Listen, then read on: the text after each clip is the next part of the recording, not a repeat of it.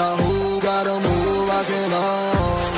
Now who wanna move crossin' on? Now who wanna move out on? If you got stripes and you let the city know you rock 'em, yeah, we got 'em, yeah, we fought 'em. Like that black and orange up on 'em. Bingo ball 'em, never stop it. To the beast and know 'em. Who they rockin' with the diamond stripes, flossin' on the ring. Cincinnati, she's our queen. We gon' show the world who king.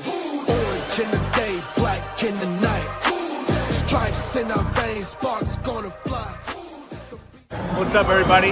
This is Ted Karras for the Cincinnati Bengals and the Cincy Hat, and you're watching Bengals and Brews.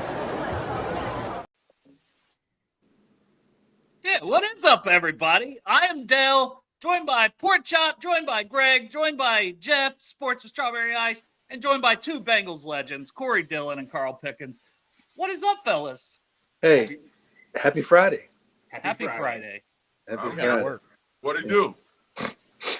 Happy Friday, brought to you by The Chop Shop and Midwest Best Barbecue Wings. And on a special day, Corey Dillon's Dillinator Wings. Damn. Yeah, so you said before the show started you had Corey Dillon's meat in your mouth. I sure do. Here we go. Your words. There we go. Carl's already John already Hey, we starting up. Hey, man, ain't no Diddy shit over here, bro. Hey, we're going to cut that short. Man, but, hey, put some barbecue sauce on that shit. Put that Dillinator sauce on it. Hell yeah. You know you can't wait, Greg, to get Corey's sauce all up in your mouth. Oh, my God. Jesus. Absolutely. No baby oil, straight up barbecue sauce. Hey, man, start off the show with this shit, huh? All right. Corey, it is great to see you again, brother. We've had you on a couple times, met you in person. Carl, I've been on, fortunate enough to meet you on with Jeff's show. All good shit, man. I appreciate everything you guys gave to the Bengals organization through some very tough years, man. You're like people growing up, fucking you're all they had, you know, Corey Dillon, Carl Pickens, Jeff Blake, the Moonball, like shit like that through the 90s, the dark 90s. But man, you guys balled out and you gave your everything on the field. So first off, thank you both for that. No problem. Well, we appreciate it. It was as I was telling Ice yesterday, it was a long process, man. It was daunting and it's hard to go to work every day, but you know, you still have to be a professional and come to work and show up and just do your part. I mean, Corey's job was to run, mine was to catch, so we still have to do our job. Right. I would say this, man. Through those times, man, I'm gonna keep it a buck, 100, man. Carl Pickens was the heart and soul of that locker room. So he made it fun to come to work, even though we was going through tough times. Right. Without this guy, I don't know. It could have went in any variety of directions, but he kept our morale up. You know what I mean? So one thing I respect about Carl is I never had to wonder about him showing up on Sunday. He always did. So that was everything, you know. That's what we had to hang our hats on, man. Hey, just going out there and playing hard, which we did. Yeah. Absolutely. Yeah. And see, that's the thing a lot of people don't understand is it's not that we didn't play hard or compete. Right. You know, we were playing against other professionals, so they wanted to win just as bad as we did. But it wasn't like the effort wasn't there. It wasn't like plays weren't being made. It just some things happened. You know, a lot of it was out of our control. You know, it wasn't like we weren't ready to play. It just for whatever reason, man. I wish somebody could put a finger on it. It just didn't happen. I mean, a lot of people think it's because the front office. You guys played for the front office. What do you think? I think some could be, they've got they run the team. Yeah. So, if we're constantly saying, hey, it'd be nice to have this guy, it'd be nice to get that guy in free agency or, let's, look at how, this team is running, their show. Right. I mean, because, they try to make it an even playing field, but, you've got to give us, some more pieces and some more, to work with. I mean, Corey's going to the Pro Bowl on a 3-13 team. I'm going to the Pro Bowl on a 7-9 team. That the talent can't be denied, but we've got to just signing us to a contract and saying going out and play. I mean, there's got to be, or it had to be more involved than just that. Yeah. But I think there's some blame to be had on because it's their team. Right. It's their, at the end of the day, it's their call. Who they hire, who they fire, who they bring in. So we only can go with what we had. And criticism. I would add to this. I would say this, and a lot of it was perception. A lot of players didn't want to come to Cincinnati and play. That too, yeah, that too. So Yep. we had to work with what we had. So I mean, now the culture has changed, and you know what? That's an attractive team. People want to play for the Bengals. Back then, when we played, we didn't have that luxury. So we had to work with what we had. So, and we made the best of it. Yeah, you guys did. But my criticism, and I think it's still to this day, the culture's changed. A lot of things with the CBA's changed. You have to spend a certain amount up to the cap that's forced them to do things. But there's so many more things they could do. Do you feel like, and this is to both of you guys, do you feel like sometimes they would rather feel like they won a contract negotiation than win a Super Bowl? Like, I know that everything I've heard about Mike Brown, I don't know the man. He wants to win, but I feel like it's his. And I know now Katie and Troy are running the team more, but it's like, I got to win my way. I got to win with the negotiations first, then the product on the field, because they could add a couple more pieces. When you got a Joe Burrow at quarterback, I feel like there's not an excuse to be made. But as a long-winded way of saying, I get very frustrated with this front office. You guys lived it. Maybe I get overly frustrated for no reason. Hey, I would do this, man. You got a stud quarterback. You got to accommodate him before his mind starts to shift elsewhere. So if I was in the front office, I would be doing everything in my power to get that man to pieces, to get him to the Super Bowl and win it. And then on top of that, man, what is the ultimate goal when you play football? It is to go a championship and winning the Super Bowl. That should be on every team's mind. Winning a Super Bowl, or it's a bust. So I'm not in the front office. I don't know. I mean, first you're last. I'm not there. Yeah. But you guys dealt with these negotiations firsthand. Well, and see, that's my thing. So with that being said, I feel like you don't know what they're thinking, because you can have a conversation with them and a lot of the right things will be said, but the results don't really match up with what was maybe said in a meeting. Yeah, we'll do this. Yeah, we'll go get this guy. Yeah, we'll get a new stadium. Yeah, we'll get a new facility. Okay, yeah, you've got that, but at some point the winning needs to pick up. So that's why I feel like you don't know what they want. I mean, are they happy with, getting paid the same amount as the rest of the other owners, or, you don't know, because, I mean, at the end of the day, people are still coming to the game. Yeah. So what normally causes change? When people stop coming to the games, voices start being heard.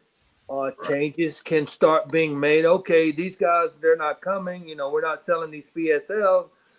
We better start looking at it from a different perspective. But again, as I said in the beginning, you don't know what they're thinking. So you don't even know. I mean, the obvious question now is like, what's taking, Trey Henderson so long to get signed? Yep. That's part of, that's my thinking here, Carl, is with Trey, like with Trey specifically, you guys went through tough negotiations with them. Do you feel maybe you were promised things, and if you go have this performance, we got you? Because that's kind of what Trey has said. Have you? Did Yeah. you guys, either one of you, experience something similar? Well, And then I'm probably not sure what smart- yeah. Corey. I'm not sure what Corey went through, but Flipping hamburgers. as long as nobody's gonna hear this, I'm gonna tell you what happened with my situation. I got hurt in '97. I came back in '98, and before the season, I met with management, Mike Brown, and he's said, "Hey, we're gonna do this. We're gonna bring free agents in. We're gonna do this." So I signed the deal.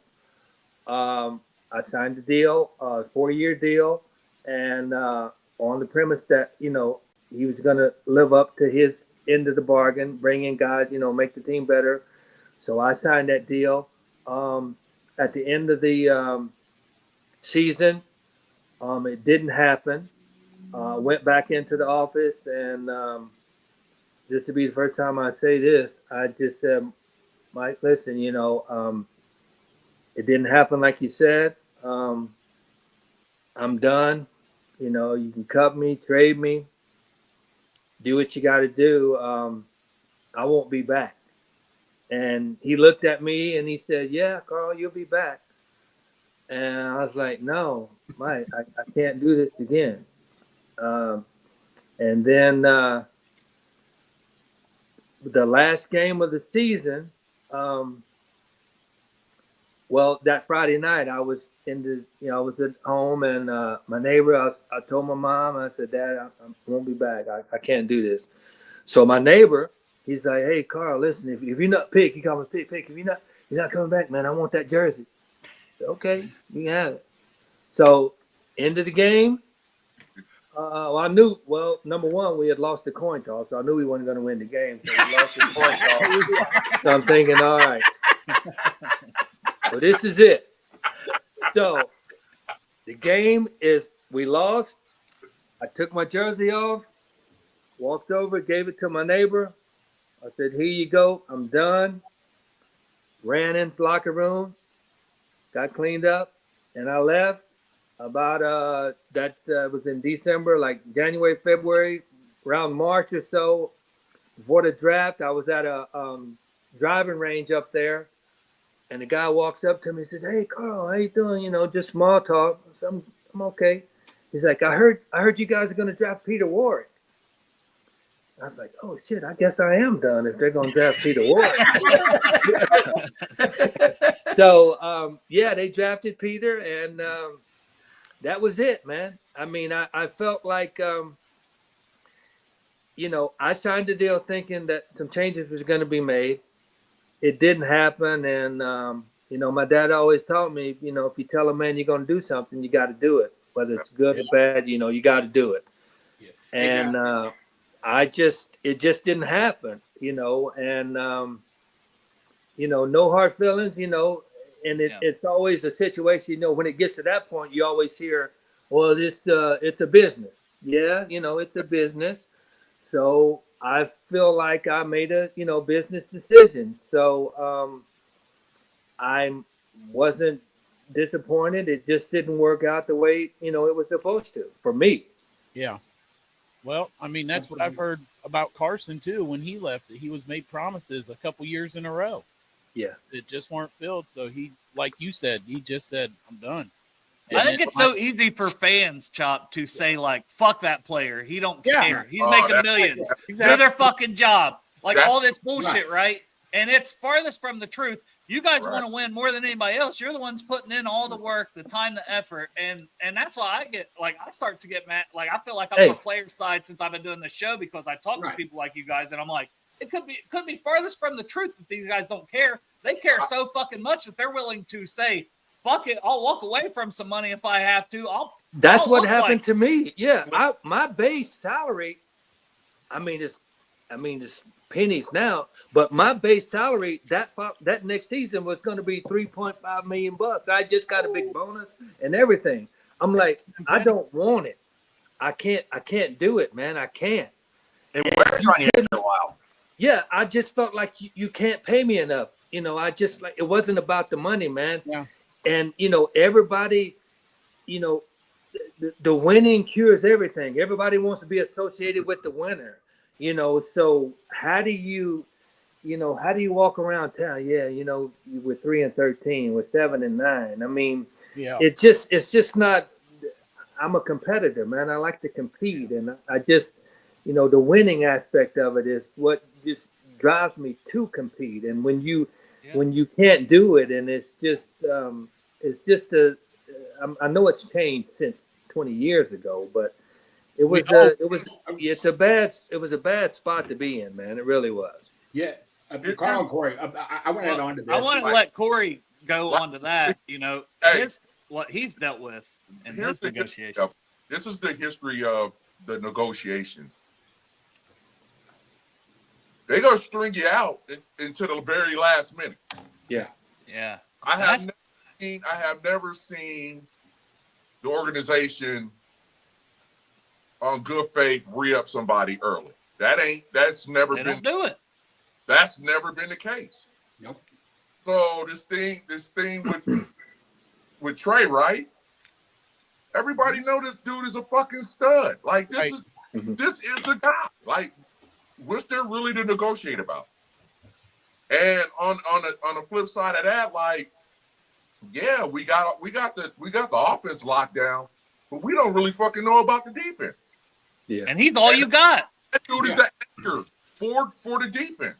Well, and they're doing it to Samar Stewart, the rookie, right now too. Yeah. Man, that rookie ain't gonna do better than him. Fuck that, man. Let's keep. No, but he's not practicing. Where you gonna get 17 He's not sacks? practicing. Yeah, he's not practicing because there's something in his contract. Right. He's trying to, go ahead, Dale. Well, you're gonna manufacture. You gonna take your chance on a rookie to produce what Trey produced. That's Here, that's But crazy. he's not practicing because the Bengals are trying to set a precedent with the way they do the contract. That he has like, nope, this is just what I read. I don't know the details, obviously, but you try to learn as much as you can about this stuff. It sounds like the Bengals are trying to set a new precedent. He's not getting what Mims got last year, and like he has no protection. Like if he's not doing his job in 3 years, he's fucked. And this is a rookie contract. They're trying to put in some language in the contract, and like his agent and all these people caught it. Trying to make sure it's not guaranteed. Yeah. Right, but this is wording like so. I did watch Anthony and John yesterday, and John was explaining it, John Sheeran. But the wording in the contract is that they can void the contract years down the road for different things, and this is the first time they're trying to do it. But it's not uncommon in the NFL. They said, as a matter of fact, the Eagles have the same thing in place for their rookies. It's just that the Bengals haven't done it. And this year is a horrible time to try to do it because Mims was picked at 18 last year and they didn't start it. And now they're trying to start it this year with a guy who was picked before 18. And we need help on the defense. So we need Stewart to come in and actually play. I mean, he should practice anyway. I mean, every other rookie is practicing. The practice doesn't matter with the contract because you still have that guarantee that if you get hurt, you still get paid. All right, but we'll get off the Bengals. What kind of message are you sending to your players? Like, Anybody ever seen Mike Brown naked? Because this motherfucker loves a dick measuring contest, doesn't he? Hey, listen, I'm serious. Thank God, no. I just thought of something, and I haven't thought of it. I didn't just think of it, but my thing is this: what would happen? It has to be hypothetically. What would happen if the Bengals hired a former player that's been through training camp, that's played 10 or 12 years in the league, that knows the mindset of a former player to help these guys bridge some of these gaps between management and player?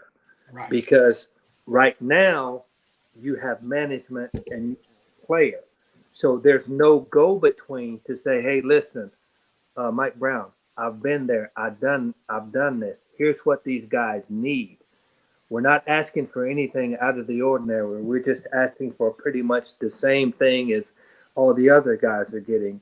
So here's what needs to happen from a player standpoint. Yeah, the money would be good, but the morale would go up. The confidence would go up. The culture would change. Everybody would be more ready, would be more enthusiastic about coming to Cincinnati, about going to training camp, wanting to do their best, wanting to reach their goals. Right. It's just like Corey attests to this: game recognized game. Exactly. So I can look at a receiver and say, yeah, this dude can play. He may not run a 4.2. He may not bench press, 225, 40 times, but this dude can play. Why? How do I know that? Because I know what a damn receiver looks like. Right. Same way Yeah, you with do. Corey. So you take a former guy that can go to some of these combines and just talk to these dudes and see where their head is. Yeah, man, I want to play. I ain't really that fast, but I can make plays. Shit, that's me. I've got football speed. I'm not going to run a blazing 40, but I can get open. So I can see that in another guy. So if you take this to management and say, hey, guys, look what's happening out there in San Francisco. John Lynch is building a team because he played. He's been there. He knows that. So if they had a go-between, somebody that can bridge this gap between management and player, you could start right there. I mean, I was there 8 years. I never spoke to Katie or Mike or they just stayed away. I mean, You never there's went no on the golf relationship. cart? You never went on the golf cart with Mike? No, Like I Guerrero did? tried to. No, I mean, Yeah. we tried to steal it one time at training camp, but I've never been on it with him. No, Corey and Carl, I got a question for each of you. Corey, you were talking about Joe Burrow and all that. Right. We know the quarterback's not the general manager, but we also know the quarterback can easily say, get me the heck out of here if something's not working. I mean, Joe Burrow, my worry is this.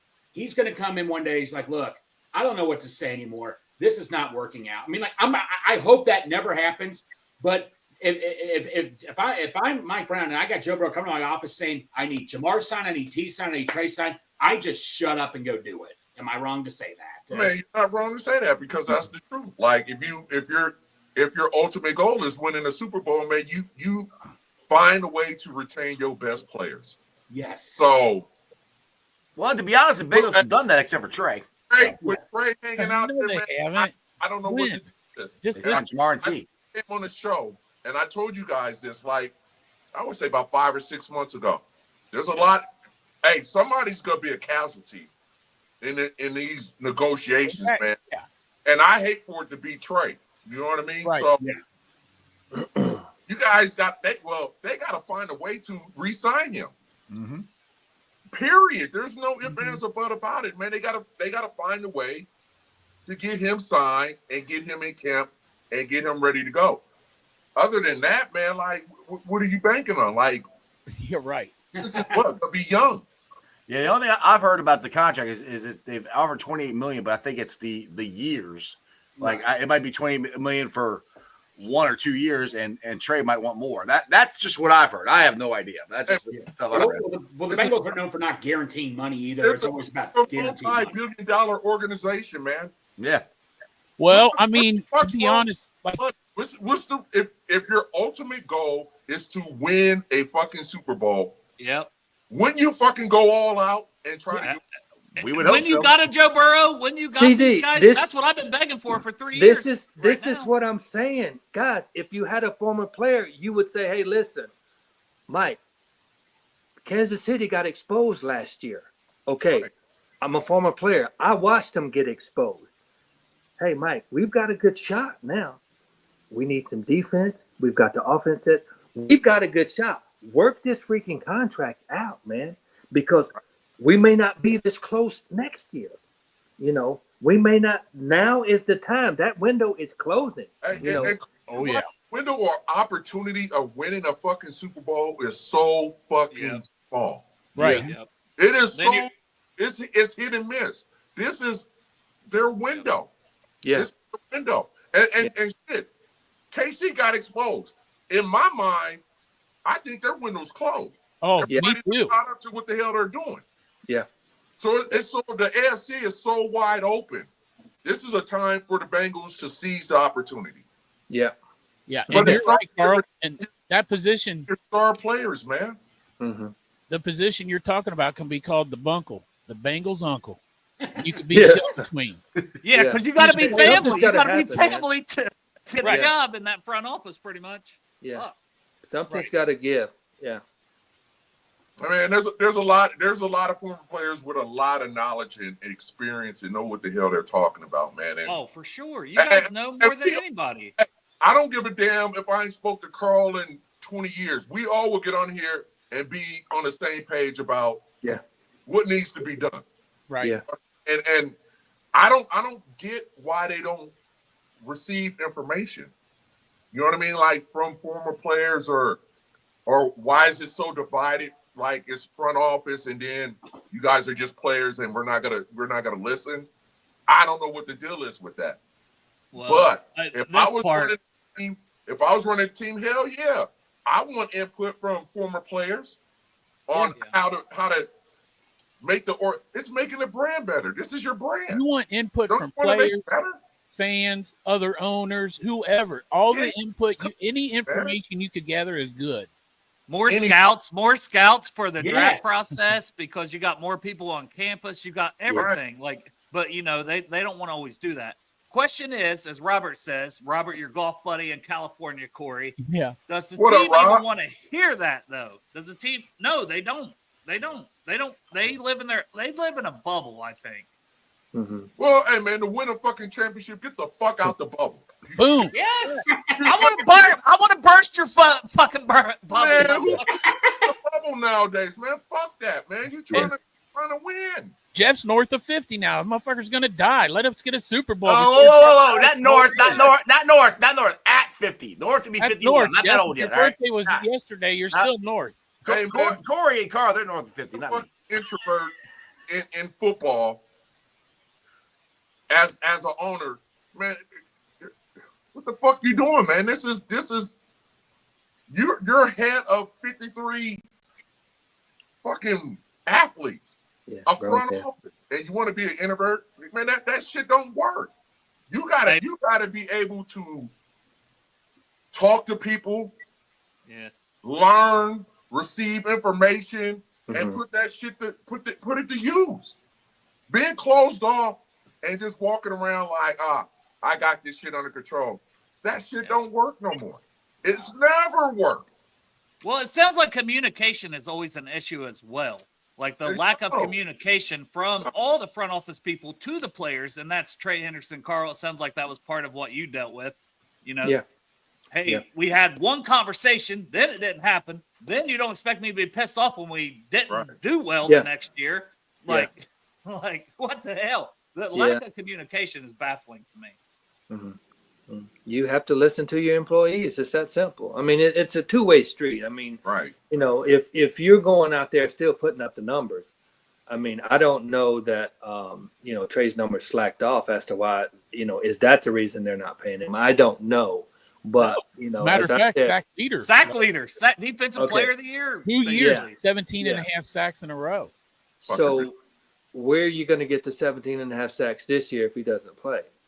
Exactly. Nowhere. Yeah. Miles Murphy. Yeah, they told him, okay, if you have one more year of 17 sacks, we'll do something. And that's where Trey's like, okay, I had another year of 17 sacks. And they're still like, I mean, come on. Just, I don't know. Yeah. Well, I mean, I guess they know what they're doing. I don't. I'm not smart enough to figure out. I didn't think this episode, we're supposed to be the fun show. So, all right. Enough of that. Enough of that, because we could do this all day. We could yell about the front office every day, all day. And some people hey, for the record, I say shit bad, man. Hey, Carl, you said you could only give us a half an hour. You still good to go for more? What's the day? Friday? Yeah. Friday. Yeah, I'm good to go. Friday. I gotta be there at 6. Yeah, I came up early, so I'm good. I gotta go. I can't see. All right, Jeff. My brother. See ya. Bye, guys. Bye, Jeffrey. Hey, soft eye Jeff. See you.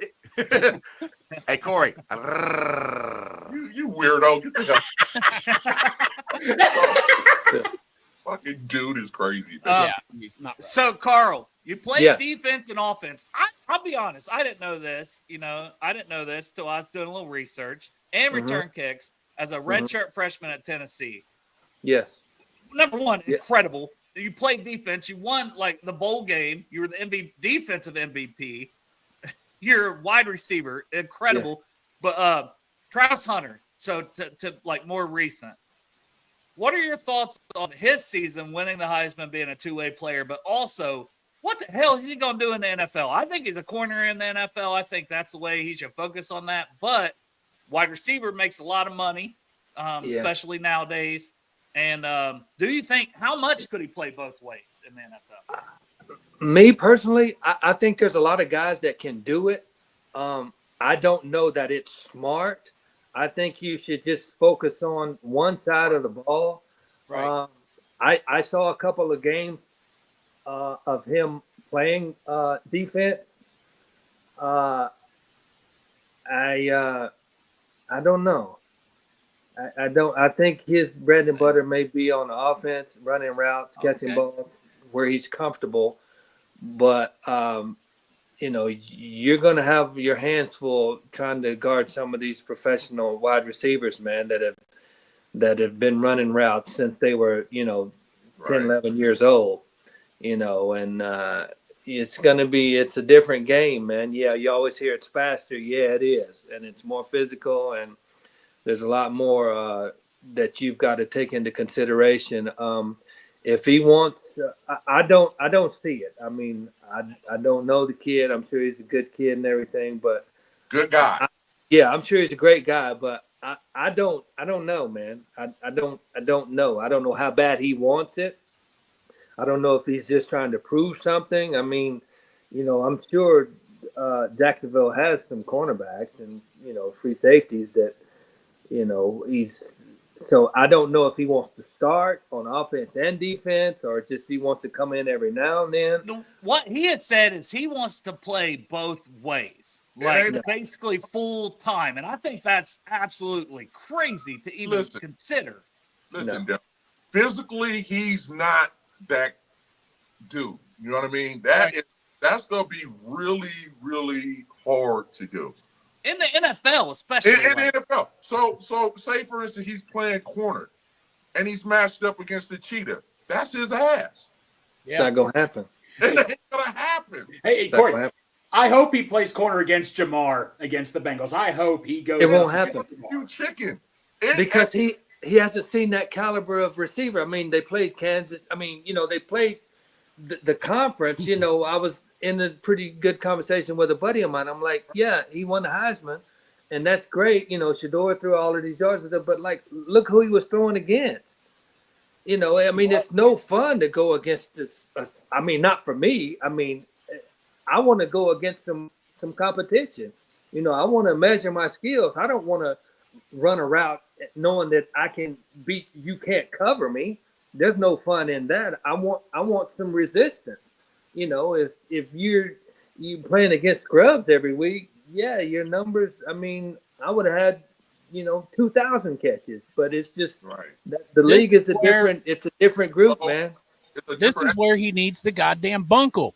But He needs a goddamn person that played the league to tell him, like, look, man, this is you being immature and not realizing where you are. And you know what? If these motherfuckers I'm going to work for ain't giving me 2 checks, I'm not doing 2 jobs.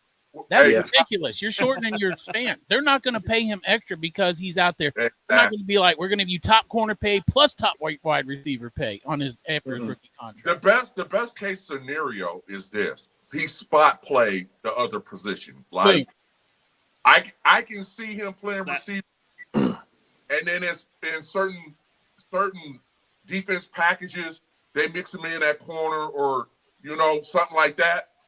But both ways full time, I can't see that. But Corey, that's why I think it would be easier for him to be a full-time corner and do that on the offensive side and get some wide receiver snaps and third downs or big moments of the game. Right. Yeah, but I mean, they have corners already. If they wanted a corner, they would have drafted a corner. Right.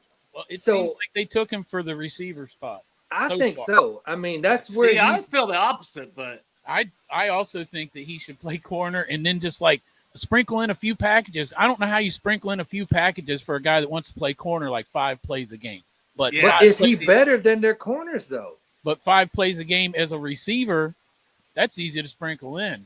Yeah, I mean, you can play DB like at the end of the game, and you try to knock the ball down, or the corner, the starting guy gets hurt, you go out there for 1 or 2 plays, but on a more consistent basis, I mean, unless I don't see it, man. I mean, Man. Well, how I hard don't. was that for I you was- at Tennessee, Carl? Like, I had to do it because I wasn't getting any time on offense. So Okay. the guys So- ahead of me were Got- juniors and okay. seniors. So I didn't have to, but that's only where I could get some time.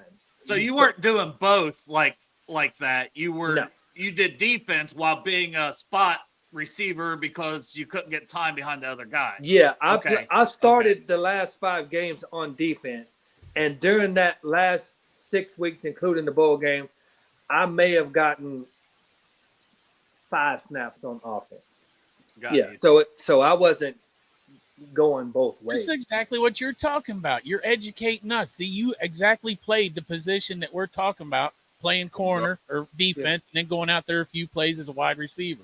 Yeah, That's why I had the question, Chop. God Cool. damn it. Fuck. You think I don't do my research? Fuck.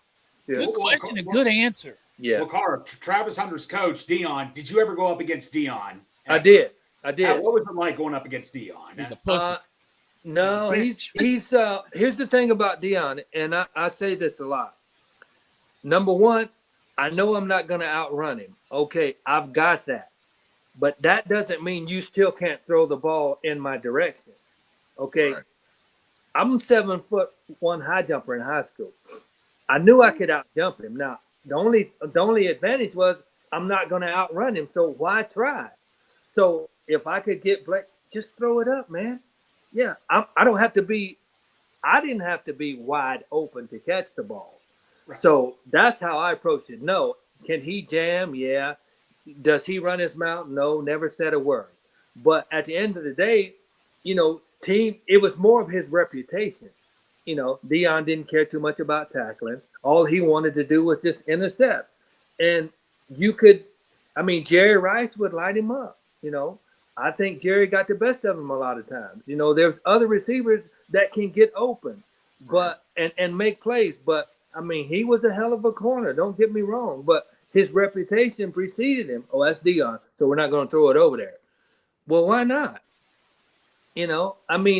Our receiver coach taught us my first 3 years. If you can't catch it, make sure that he can't catch it. Make sure the DB can't get it. Right. So that's what we were taught to do. So just not throwing it to his side because he's over there, I'm not gonna deal with that, man. Still freaking throw it, man. I'll guarantee you, if I don't get it, he won't get it. All right. That's the all approach right. I took. Corey, I'm going to ask you one. This is a fun one here. I'm going to start with you, and then I'll let Carl respond. Now, you were a guy you were drafted in baseball, correct? You were Correct. that guy in baseball. Oh, really? And yeah. Carl Pickens Oh. averaged 27 points per game in high school and had some In interest baseball? in basketball. Man. In basketball, 27 points per game in basketball, and was recruited to play some basketball. Maybe could have done that.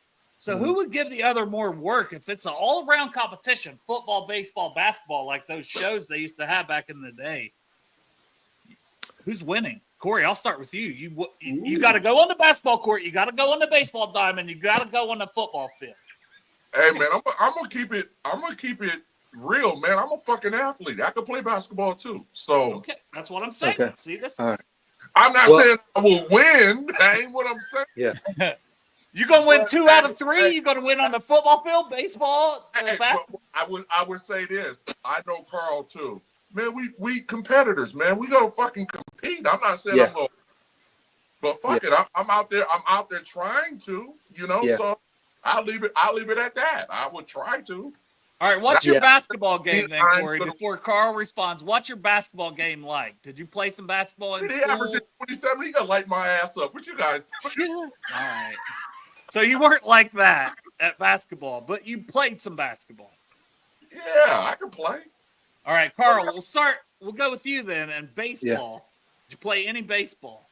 I did. I played a half a year of high school baseball. I played Little League all the way up to high school.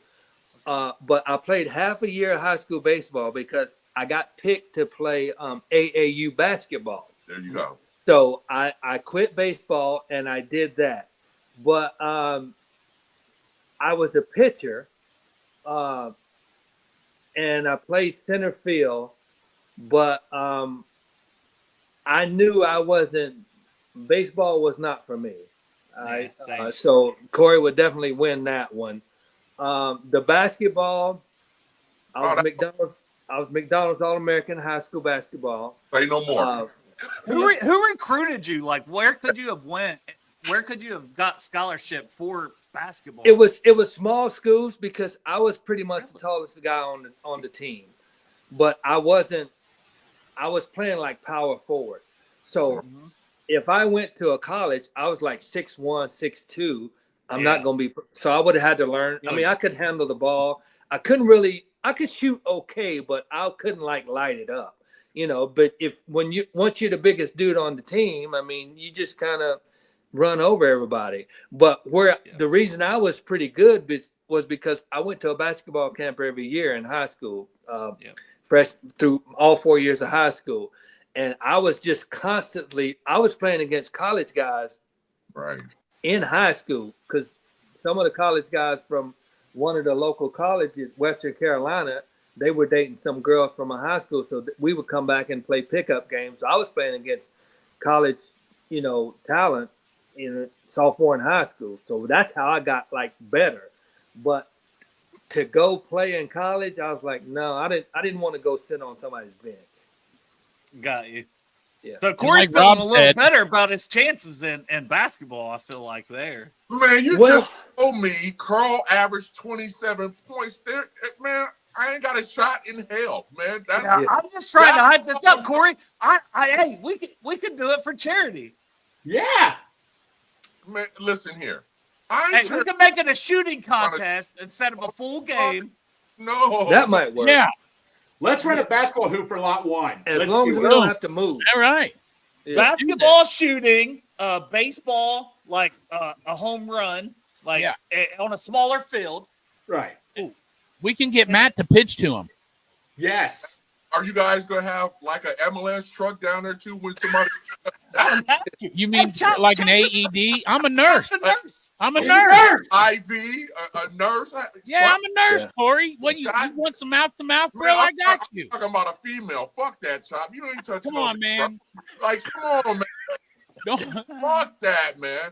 Listen, come on, man. And then the A lot of male tiebreaker. nurses coming up now, Corey. Come on, bro. If it comes to a tiebreaker, Robert said a round of golf.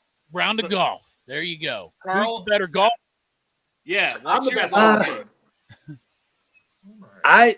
I struggle at golf. I tell you, that's the hardest sport I have ever tried to. I hate freaking- that shit. I hate can't it. do it. And I heard as soon as I started, oh, you're gonna be good. You got hand-eye coordination.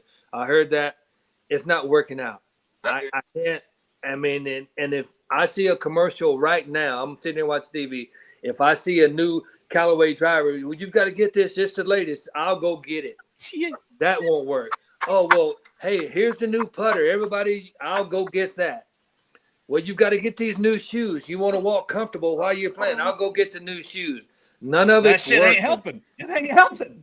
Hey, man, I I just told a guy. I was playing Wednesday, and I just told him, man, this is the hardest fucking sport I have it is. ever played. Yeah. It is crazy. I can't figure it out. And Man. there's so much, like, don't hold your hand this way. Turn your head that way. Lift your ankle and turn it 90 degrees that way. Hold your elbow 75 degrees that way. Turn this Precision. right knee inside out. There's so much stuff. Oh, Flex my, your shoulder blade and stand on one leg. I mean, there's just so many things that you have to do that you hear. I'm like, man, I can't do it. I can't. hey, I would end the golf thing on this, man. Oh, no, devil, you would. Yeah. I don't care what type of golfer you are, but there's each round something ain't working. I'm gonna tell you that right now. Either you're hitting the driver well and your irons is fucked up, Yeah. or you're hitting your driver and your irons well and you can't putt worth shit. So there's, at least me, I can never put all the shit together. Something's fucked up every round. My problem is I'll play horrible for 16 holes. I'll play good for the last two. Okay, I've got it now. Make the So comeback. then I want to go back. Then I'm Yeah. back to losing the ball on number 1, breaking the club on number 2, forgetting my rangefinder on number 3. I mean, it's just, it's bad. It's bad. I Carl, can't do it. Last Carl, time Greg went, Carl, golfing, you he never hit a seen me turkey. golf ever. I mean, you've never seen me golf ever. Corey, it was no better than last year. So last year, Corey was golfing right behind me. Corey tried to hit me with the ball. I said, Corey, come get me. And he almost hit me with the ball quite a few times. Yeah. Isn't that Yeah, right? I You can't. were 100 yards away. I thought I wasn't going to touch you, but shit, I got lucky a couple times. Hey, Greg hit a goose this last time at the Jackpot Joey golf event. Man, Yeah, hit I the line. heard some things that were going on up there, man. I'm like some big time fucking boxing about to go down up there. Oh Well, shit! you guys will both have to come in. I know Rob wants Carl No, to fly no. out to the West Coast. No, hold on. Corey's talking about Pac-Man and Foxy and shit. Oh, my God. Yeah. I wasn't there. You got to bring that up. I'm still in the background. I Man. was just going to run comments for a little bit. And let you I all don't be want on. to bring that up, Dale. I don't even want to talk on it, man. What'd you hear, Corey? Man, I heard somebody was about to get their ass whooped. That's what I heard. Yeah, fucking Pac-Man came in there and went right at Foxy like, fuck that, man. I bet $100,000 your team can't beat me right now.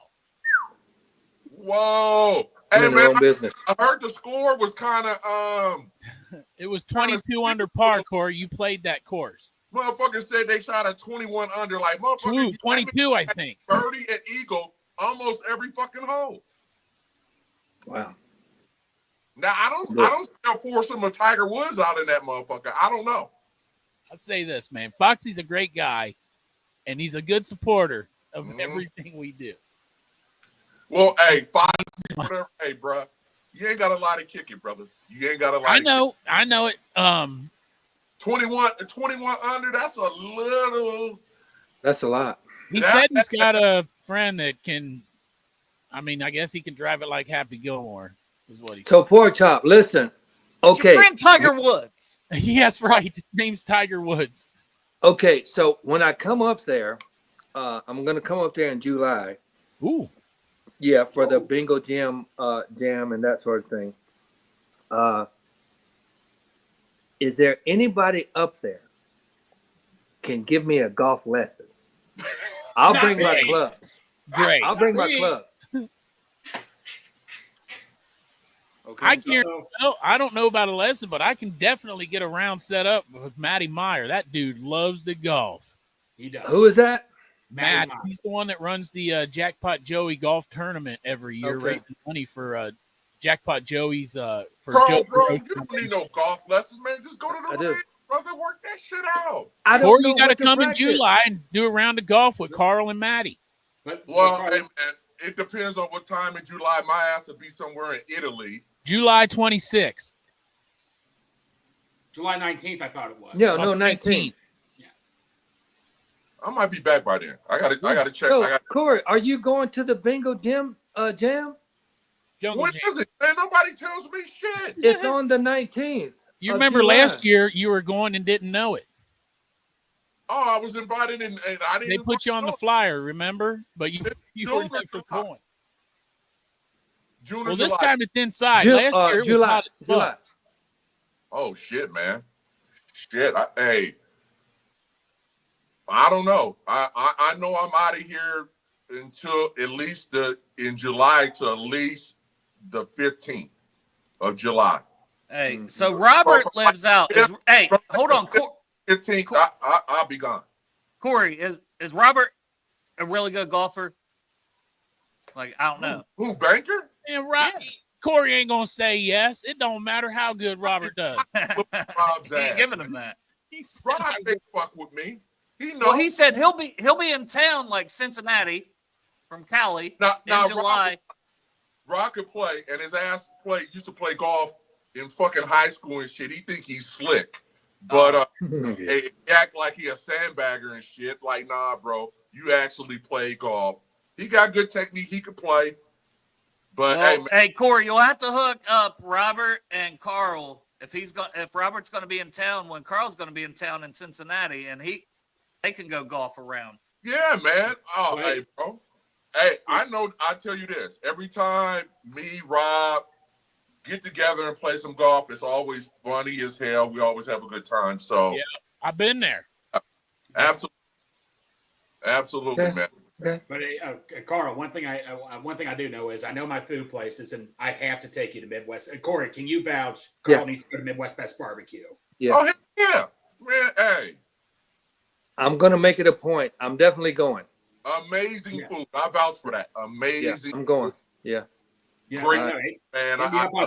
I'll hit you up, Carl. You name a time and we'll meet there, buddy. And because Tim and Nicole, awesome owners. They always look nice as could be and all that. And you got to get the donator wings, though. The donator. Okay. And listen, Savage, man. Put some barbecue on that shit, man. Oh, hell yeah. Hell yeah. But yeah, no, Carl. Yeah, I might actually be going to the event, so I'll see you there. But yeah, hit me up on Instagram. I will definitely meet you up there. It's such an awesome. Okay. Place. All right. I'm gonna do it. Invite me this year. Tell them fuck that. You know what I mean? Yeah. I ain't get no fucking invite, so I don't. Probably because you vetoed last year and you were on the flyer, Yeah, Corey. last year they invited you, put you on the flyer, and you told them nope. Hey, last year's price is not this year's price, so I didn't get invited, so I don't even. Hey, man, I might be gone anyway, so I'm not even tripping. Right. No. Hey, I think it's good though. I think it is good what they do in the event, and I think having you guys on and stuff. And I could honestly listen to both of you guys talk Bengals literally nonstop. Oh yeah, the two of you, man, just it's a lot of knowledge between me and Carl. You know what I mean? Mm-hmm. So we've been Is there any stories from the few years you played together? Maybe some that you can say on air. Like any good stories, maybe after a win, one of our 3 wins, we went out, we had a good time as an offense or something. Yeah, I remember after we had lost maybe 6 or 7 in a row, and we won the last game of the year. I think it was against Minnesota, so that put us at maybe 4-12 or something. And I know that the receiver group. And a couple of others, we took off running, screaming into the locker room, Super Bowl. We were so happy, man, just to win a game, man. I mean, it was just like I said, if we could win the coin toss, we had a shot. And a lot of people don't know this. We would walk through that process, because we have to. I mean, at times we were some misfits, so we had to. Okay, if we win, we want the ball. Sometimes I'm not going to say who the team captains were, but sometimes we could screw that up, man. It was just a misfit show or something. But we had it was fun though. I'm telling you. But honestly, from 1 to 4 on Sundays, we couldn't be any more serious. Leading up to that, the morale, so, we tell jokes, we, pranks and stuff, but, 1 to 4 on Sunday, I mean, locked in. Locked in. And after that, after, the game and stuff, guys go their separate ways, and, you come back Wednesday and try it again. It was just a process. But like I said, it wasn't that we weren't trying. It just didn't happen. Right. Yeah. Yeah. So the effort was there. It was there. It was there. It was definitely there. But it just didn't happen. And you just you look back on Dave it now. Shula's story? What is this? Is there a Dave Shula story? Dave, I don't know. Dave he was there for 3 years. One. I mean, the story. Let's see. I remember. I'm gonna say this was Corey. I know Corey. He came in '97, right? Yeah, that was my time. Yeah. Yeah. He came in. Corey came in '97, and I just remember Corey practicing. Whenever he wanted to. Corey had his own. Like old boy from the Steelers had his own office. Corey kind of had his own. He had the car. A car would come pick him up. Oh, he, I know he had a golf cart. Mike got him a golf cart. You had a golf cart? Yeah. Corey? Just like a goddamn pimp. Car full of shit. Listen, no, Hey. let me, Corey. I remember this one time specifically. Well, more than once. You know, we had to be on the field at a certain time to practice. Yeah. And a lot of times, we were already starting practice. Yeah, I was a And, little you late. know, Corey would, take his time. He would come out, he'd be putting his shoulder pads on. He could never get it hooked up until he actually got on the field. We receivers, we stand there and watch it. Here comes CD, he getting his shoulder pads, and his shirt was showing his abs. So it's like, dude, this dude is just taking his time. And Jim Anderson said, "Come on, CD!" And he's just walking. But hey, he had it like that. But he did his own thing during the week. But again, he practiced hard. There it is. And Sunday, never lack of effort. Just when you get on the practice field, Corey, we'll be ready to go. So he took his time, but Corey came in with a chip on his shoulder. Corey, what the hell were you doing? What the hell were you doing? I was conserving energy because I know I have to be running around all fucking practice. Yeah.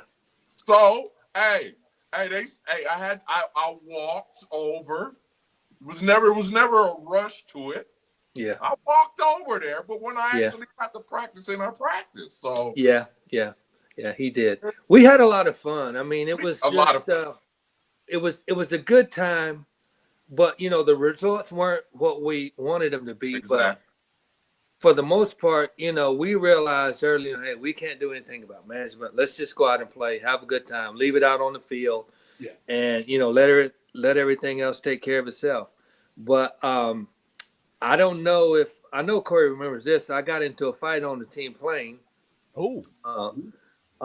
Big Mel Matuten. Was it about Corey being late to practice? Right. No, it was about Melvin. He was our left tackle, and he was fought a left That's a tackle? good person to pick. Whoa, dang!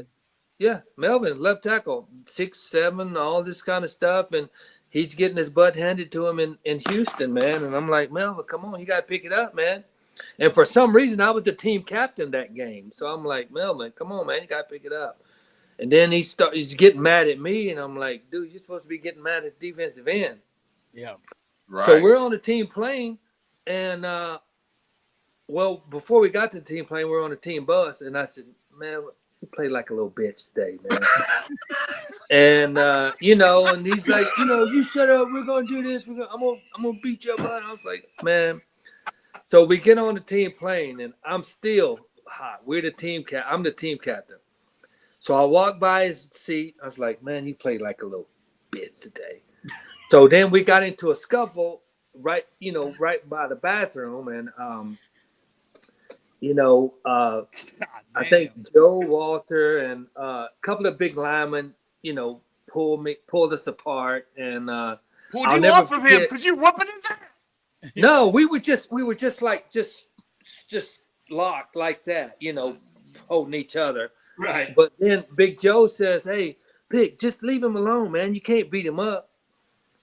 And I was like, so I went on, took a leak, and I was just standing there. I was like, damn, maybe I can't, but I'm going to give it a shot. Dude. So I came back out, and he sat right there, and I said, you still play like a little bitch, man. And then we just start going at it, man. And I was so hyped up. I cut my hand a little bit, like right there, and I had a chain and my suit on. I was like, damn, man, this feels pretty good. I want to go back again. So I started to go back, and then the guy separated us. And then once I calmed down and realized what I did, I'm like, damn, this is a big dude, man. I don't know. Right. So we got to the facility the next day. I brought my bat. I carried a baseball bat with me. I kept it in my car. I brought that in and set it right next to my locker in case he tried something. But we made up. It was cool, man. And I told Coach Coswell, I was like, Bruce, I don't want to be team captain anymore. Right. Yeah, I can't do But it. did you win the coin toss? No, we lost. Oh, fuck. No, we lost. But no, Carl, Yeah. one game I remember, first year I became a Bengals fan was 98 when you guys had Neil O'Donnell. You guys were playing Pittsburgh. Time was ticking. And Yeah. I'd never seen this ever happen ever again. They thought O'Donnell was going to spike the ball. He fake spikes it, throws you. Corey, you were on the team at the time too. He fake spikes it, throws you a game-winning pass to win the game. Was that all planned or was that just like, just go out and do something? No, I thought he was going to spike it too because we're looking at each other and, you know, Corey had just ran like 30, 40 yards, like back to back. Right. So I'm thinking, you know, Bruce is saying, get to the line. So we're getting to the line. I'm looking at Neil. He's looking at me, and he faked it, but he didn't spike it. So I just took off, and, you know, it wasn't planned, but again, just making a play, man. I mean, just throw it up. Was that Washington you snagged that shit over? I think it was. Pittsburgh. Yeah, Washington, Pittsburgh. right? The DB. Pittsburgh. Oh yeah, Dwayne Washington. Yeah, I got it over him, and we had the same agent at the time, so I didn't know him personally, but I knew of him. You were like, shit, I just cost him money. But yeah, he was never the same after that. What was your favorite catch? You got to have one catch was your favorite catch. Well, it was probably in Jacksonville. It was raining. And Blake just threw it up. I was already in the end zone. And for this particular reason, I didn't try to go back and go up over the guys. And I just ran and got behind the guys. They tipped it, and I just caught it. I just caught a touchdown I was like, I don't even know what I was thinking. I was like, I can't jump. So I just ran and got behind them and threw it up, and they tipped it, and that was my third touchdown of that day. I remember telling their tight end, I think it was Ben, it was whoever their tight end was. I was talking to him before the game. I said, I'm going to get 3 today. And that catch was my third touchdown catch of that day. Yeah. Speaking of Jeff Blake, what was it like catching one of those long bombs? I mean, just watching highlights, Jeff Blake throwing those smooth long bombs. What was it like catching passes? I loved it. You know, a lot of people underestimate Jeff's arm. He could throw the medium ball. Yeah. I mean, he could put it right where you wanted it, but his forte was that long. You know, they called it the moon ball. And he would just, you know, hey, go get it. You know, Jeff, like I said, he had other throws he can make, but for some reason, you know, that was his bread and butter. Yeah. Yeah. Man, boys, what a fucking show, man. Listen, guys, I got to give a shout out to my boy, Fantasy Bankroll. I got to give a shout out to Fantasy Bankroll. That's your boy, CD. And I guess he said he knew you. Bankroll knew you. Yeah. I got to give a shout out to my boy, Luther Clark, my music executive buddy up there at Sony, man. Yeah. That's my partner up there in New York.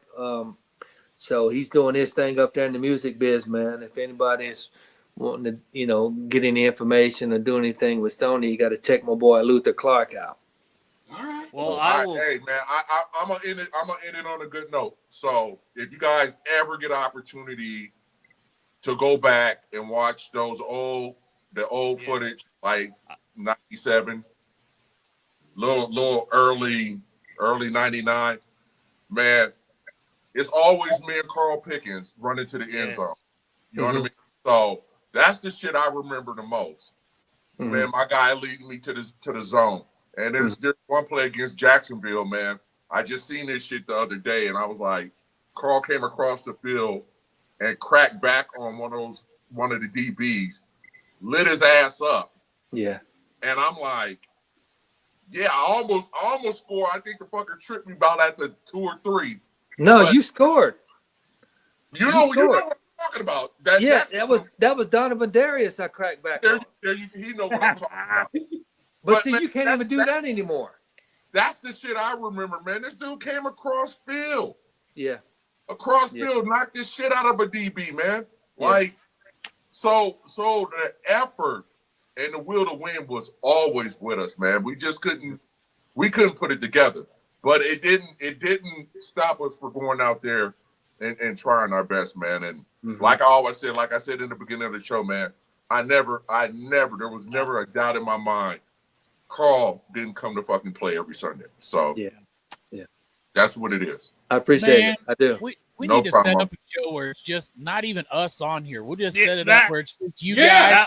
That was my thought. Bengals and Brews Legend Takeover. I'm Yes. going to end this. I'm going to end the stream so we can talk in the background a quick second. I love you all. Appreciate you all tuning in. Who Dey